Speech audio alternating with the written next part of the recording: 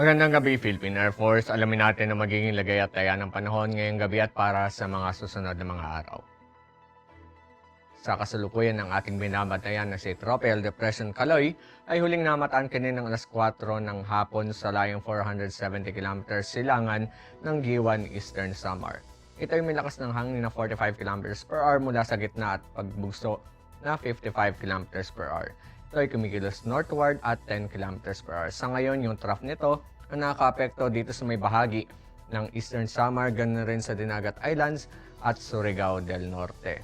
Samantalang easterlies natin o yung mainit na hangin nagmumula sa dagat Pasipiko pa rin na makaka-apekto sa Luzon at sa natitirang bahagi ng Visayas. Samantala sa Mindanao, tanging ang mga localized thunderstorms lamang ang makaka-apekto sa ating mga lugar.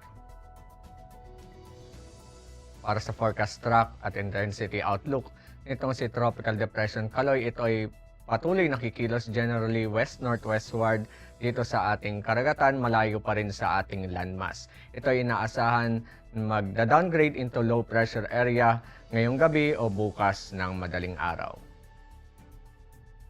Para naman sa ating general area forecast, asahan pa rin natin ang Eastern Samar ay makakaranas ng maulap na kalangitan na may kalat-kalat na pag-ulan, pagkidlat at pagkulog. Samantalang ang Metro Manila, nalalabing bahagi ng Luzon, ganoon na rin sa nalalabing bahagi ng Visayas, asahan naman natin ang bahagi hanggang sa maulap na kalangitan na may pulupulong pag-ulan, pagkidlat at pagkulog.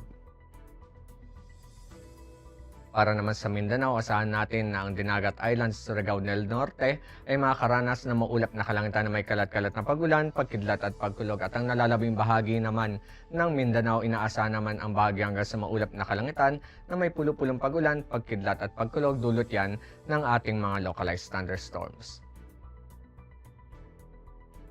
Para sa mga susunod na araw sa mga piling lugar dito sa ating bansa dito sa Metro Manila, Cavite, Lipa, Angeles, Puerto Princesa, Kalayaan Islands, Mactan, Zamboanga at Davao, asahan natin sa darating na Miyerkules hanggang Biyernes ang bahagi hanggang sa maulap na kalangitan na may pulupulong pag-ulan, pagkidlat at pagkulog.